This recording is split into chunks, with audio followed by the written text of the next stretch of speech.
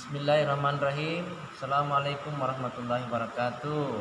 Waalaikumsalam warahmatullahi wabarakatuh. Alhamdulillahilladzi hadana li hadza wa ma kunna linahtadiya laula an hadanallah. Asyhadu an la ilaha illallah wahdahu la syarikalah wa asyhadu anna Muhammadan abduhu wa rasuluh la nabiyya ba'dah.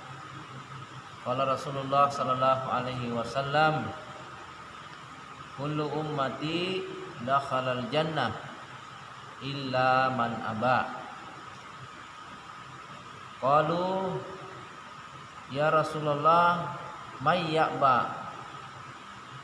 Qala man ata'ani dakhalal jannah wa man asani faqad aba. Ya Rasulullah sallallahu alaihi wasallam pernah bersabda bahwa semua umatku masuk surga kecuali yang tidak mau. Jadi ada juga umatnya Nabi yang tidak mau. Yang mana itu yang masuk surga? Man ata'ani dakhalal jannah. Siapa yang mentaati saya berarti masuk surga. Waman asani, barang siapa yang berdosa kepadaku atau tidak mentaatiku, faqad aba, sungguh dia tidak mau masuk surga. Nah, anak-anakku sekalian, supaya kita taat kepada Nabi, maka kita mengikuti sunnah Nabi. Sunnah Nabi itu adalah ajaran Nabi Muhammad sallallahu alaihi wasallam. Jadi sunnah itu kaitannya dengan syariat adalah ajaran. Apa ajarannya Nabi? Ya, contohnya sekarang ini kita ini berkumpul di tempat ini adalah ajarannya Nabi. Menutup aurat. Siapa yang ngajar kita menutup aurat? Rasulullah sallallahu alaihi wasallam. Ya. Itu hadisnya Asma ya. Ketika adiknya Aisyah itu yang namanya Asma binti Abu Bakar masuk ke biliknya Nabi, lalu dia tidak menutup kepalanya. Rambutnya terurai. Kata Nabi ketika Asma masuk begitu, dia lihat Asma langsung menghadap ke tembok. Kalau kita lihat perempuan cantik itu ditatap dulu. Kalau Nabi itu menghadap ke tembok. Lalu dia mengatakan, ya Asma, hai Asma, innal mar'ata iza balagatil mahidah. Hai Asma, kalau perempuan itu sudah sampai waktu haidnya, sudah pernah haid, lam yuslah ayyura, tidak pantas lagi kelihatan kepada dirinya illa haza wa hasya wa haza ya wa asyara ila yadihi wa kaffaihi ila wajhihi wa kaffaihi, tidak pantas lagi kelihatan seluruh tubuhnya kecuali ini. Jadi dia tunjuk kepada mukanya, wa kaffaihi, dan kedua tangannya. Jadi yang bisa dilihat hanyalah adalah muka dan dua tangan. Selain itu tidak boleh. Nah, itu ajarannya Nabi. Jadi menutup aurat, makan dengan tangan kanan. Siapa mengajarkan kita makan tangan kanan? Nabi sallallahu alaihi wasallam. Makan duduk, jangan berdiri. Siapa mengajarkan itu? Nabi Muhammad sallallahu alaihi wasallam. Jadi semua itu disebut sunnah. Sunnah, ajaran Nabi Muhammad. Nah, berkata yang lembut, ya, berkata sopan, berkata-kata yang baik, itu ajaran Nabi Muhammad. Jadi semua yang kita lakukan ini adalah dalam rangka menghidupkan sunnah Nabi, ajaran Nabi. Kita bisa dapatkan informasi ini itu karena membaca hadis. Ada dua kita punya dasar hukum dalam Islam yang kuat ya, selain yang lain-lainnya, itu Al-Quran dan hadis. Al-Quran ini adalah sumber utama umat Islam, tidak diragukanlah lagi. Ada berapa isinya Quran? Berapa juz? 30 juz. Ada yang bilang 31 juz. Yang satu juz itu juz Al-Pokat, supaya kalau habis mengaji haus, minum juz Al-Pokat. Alhamdulillah. Nah, 30 juz, 114 surah, 6.236 ayat, 340.740 huruf. Jadi Quran itu terbatas. Kenapa dibatasi ayatnya, dibatasi juznya, dibatasi surahnya? Karena kalau mau ditulis semua tidak cukup. Tidak cukup. Siapa yang sering baca surah Al-Kahfi? Dibaca kapan itu surah Al-Kahfi menurut sunnah? Mulai malam Jumat sampai hari Jumat sebelum terbenam matahari. Siapa yang membaca itu, maka dia akan diberi cahaya antara dirinya sampai ke Baitul Atiq, itu di Ka'bah cahayanya itu. Sampai Jumat ke depannya lagi. Nah, dalam surah Al-Kahfi itu ayat terakhir dikatakan laukanal bahru. Apa itu laukana? Coba buka surah Al-Kahfi surat ke-18 ayat terakhir. Qul law kanal bahru midadan likalimati rabbi lanafidal bahru qabla an tanfada kalimatu rabbi. Ayat 1 terakhir, paling terakhir ya. 110 ayatnya 109 kira-kira itu. Hah? Iya. Yang kita mau baca ini ayat 109.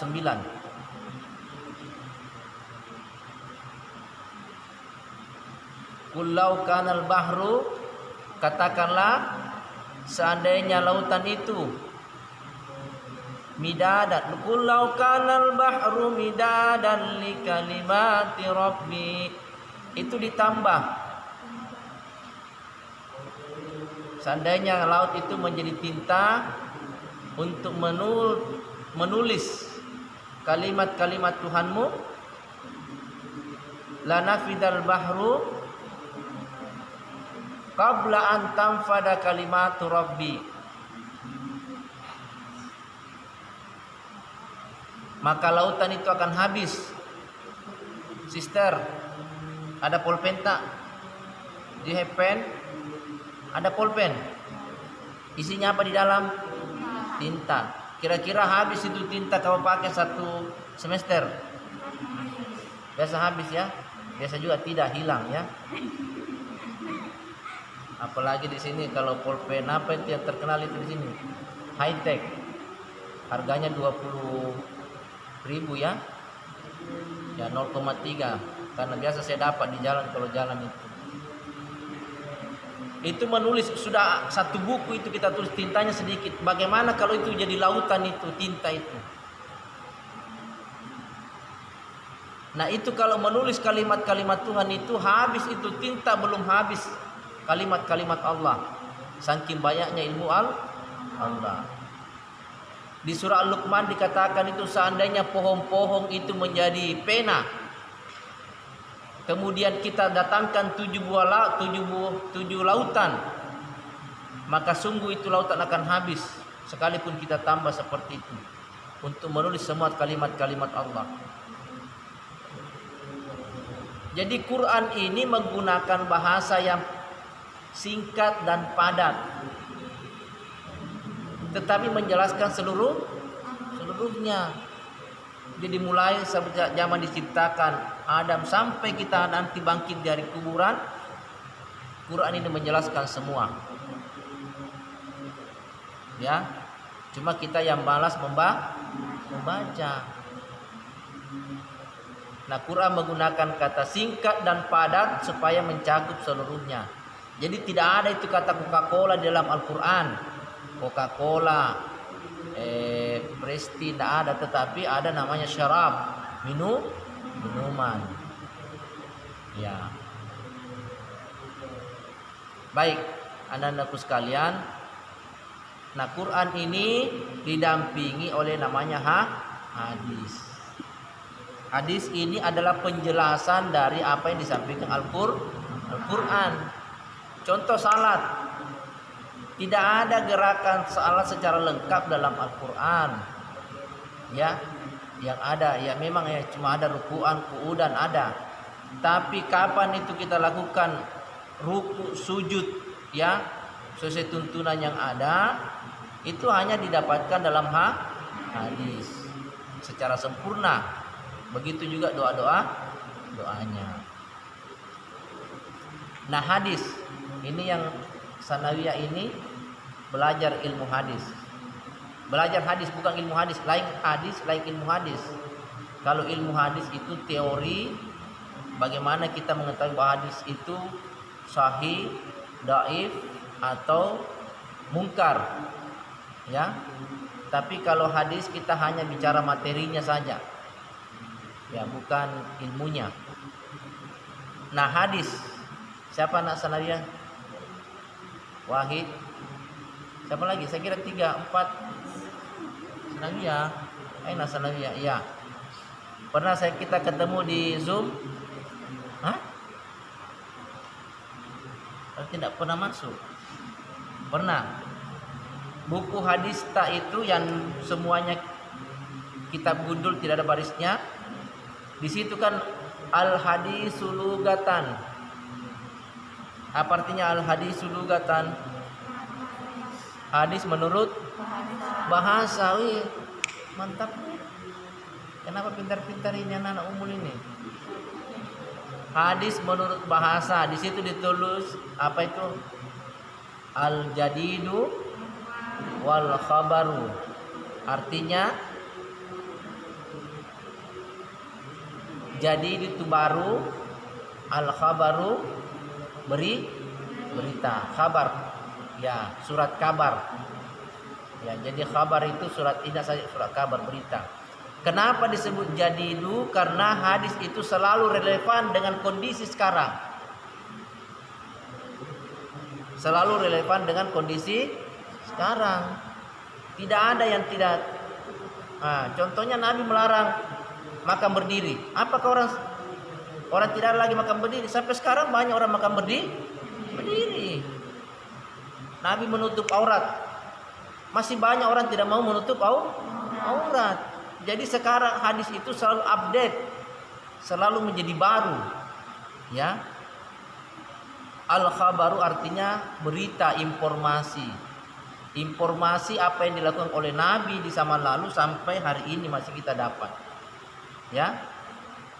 Nah, yang tadi kaitannya dengan sunnah. Sunnah itu yang diajarkan oleh Nabi dan sewajarnya kita ikuti. Sewajarnya kita ikuti.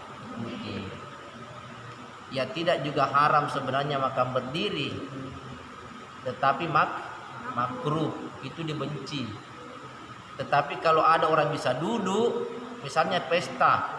Biasa kalau kita pesta kan tempat duduknya sedikit, yang diundang banyak. Masa orang bangku-bangku makan?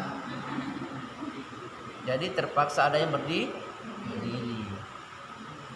Tetapi kalau kita bisa duduk, itu yang paling bagus. Nah, itulah disunnahkan duduk. Nah, belum lagi dari tinjauan kesehatan.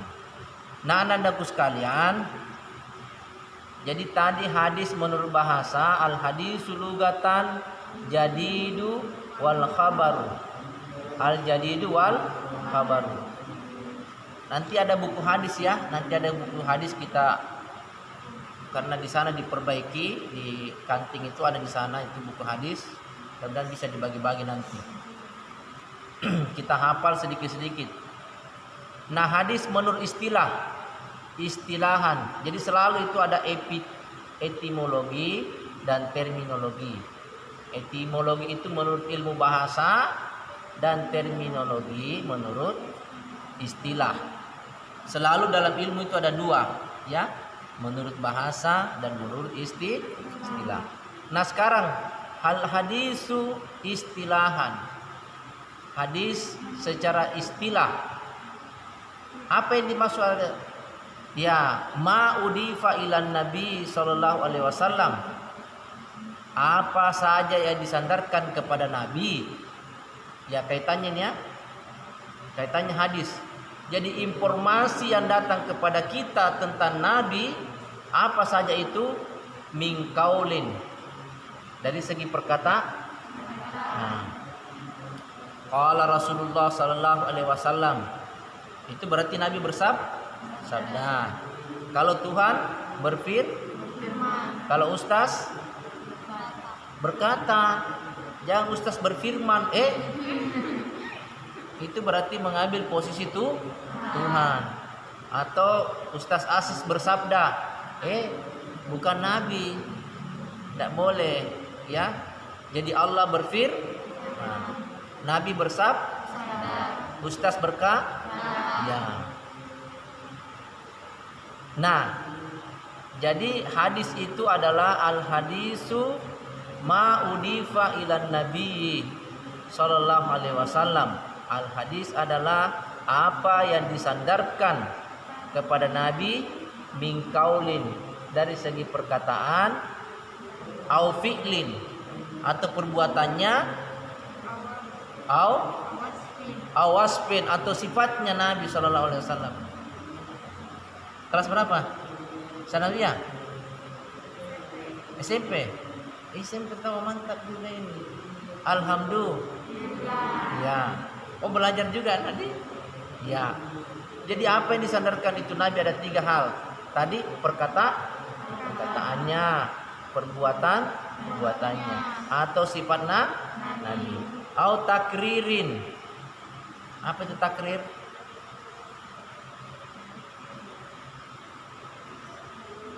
Atau sesuatu yang dilakukan oleh sahabat tetapi tidak ditegur oleh Nabi. Artinya disetujui. Ya, itu berarti mendapat persetujuan dari Nabi. Karena banyak juga sesuatu yang dilakukan oleh sahabat, ya, dan itu diamini oleh Nabi. Contohnya azan. Azan ini bukan Nabi yang ajarkan kita. Allahu Akbar, Allahu Akbar. Itu didapatkan dari seorang mimpi sahabat. Dapatkan dari seorang mimpi sahabat. Ketika salat ini sudah dimulai, dianjurkan untuk kita berjamaah. Sekarang mengumpulkan orang. Bagaimana caranya itu? Lalu Nabi bermusyawarah kepada sahabatnya, ya Rasulullah, bagaimana, ya sahabatku, bagaimana ini? Kita mau mengumpulkan saudara-saudara kita untuk salat.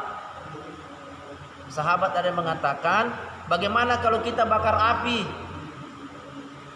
supaya itu asapnya naik, lalu sudah masuk tanda salat. Kata Nabi, jangan. Itu perbuatannya orang Majusi yang bakar api. Kalau begitu Rasulullah, kita tiup terompet saja. Sudah masuk waktu maghrib. Jangan. Itu perbuatannya orang Yahudi, pakai terompet kalau mau beribadah. Bagaimana Rasul kalau pakai lonceng saja, kita gantung lonceng? Tidak boleh. Karena itu ibadahnya orang Kristen, Nasrani. Lalu sahabat kemudian dia bilang, ya Rasulullah, saya pernah bermimpi. Saya dengar kalimat-kalimat ini, Allahu Akbar, Allahu Akbar. Lalu dia ulangi itu sampai Terakhir diajarkanlah kepada Bilal. Bilal lah yang mengumandangkan ini azan. Jadi tidak semua hadis itu ya sebenarnya tapi kadang-kadang itu Nabi menyetujui. Jadi ada 4. Kaulin, fi'lin, wasfin, au takririn. Ya, jadi anak sekalian itu. Jadi nanti kita hafal hadis-hadis. Nah, hadis ini yang kita selalu mau praktekkan dalam kehidupan kita sehari-hari. Nah, di sini ada kita pelajari di pesantren kita namanya hadis arba'in. Hadis arba'in. Kalau bisa dihafal 40 hadis. Lumayanlah kalau kita hafal itu 40 hadis. Ya. Nah, hadis yang pertama dalam buku arba'in itu tentang niat. Ya, tentang niat. Karena ini niat penting, maka niat itu menjadi sebuah pokok dalam ibadah. Dalam ibadah tidak boleh kita melaksanakan ibadah tanpa niat. Kalau mau salat janganlah Allahu Akbar. Harus perbaiki dulu niat perasaannya. Saya salat apa ini? Ya. Allahu Akbar. Sambil kita letakkan, kita pikir, oh saya salat maghrib berjamaah karena Allah. Ya. Atau ada yang hafal nawaitu salatal maghribi salasa rakaatin ma'muman lillahi ta'ala. Ada yang hafal itu? Usalli farda salatil maghrib.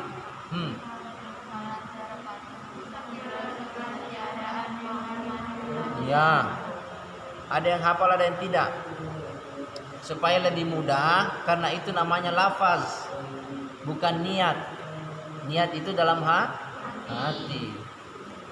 Kalau semua orang bicara usolli fard sini juga usolli fard di situ, itu jadi ramai itu masjidnya jadinya. Supaya tidak ramai dalam hati. Tapi kalau mau tidak salah, daripada kita salah-salah mengucapkan kalimat yang tidak juga dianjurkan oleh Nabi, yang ada dalam niat, ya kita disuruh hanya menggunakan bahasa Indonesia yang kita pahami dan kita resapi.